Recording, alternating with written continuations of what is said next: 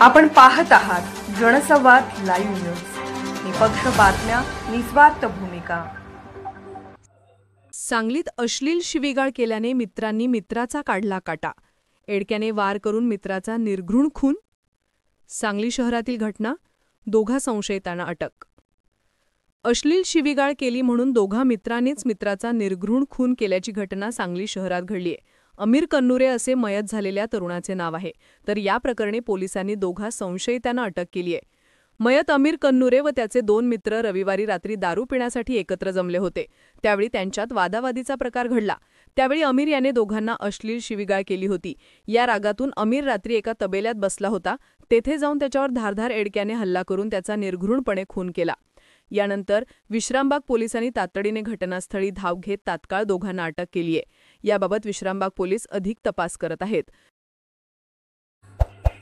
जनसंवाद live news चॅनलला like करा, शेअर करा आणि सबस्क्राइब करा।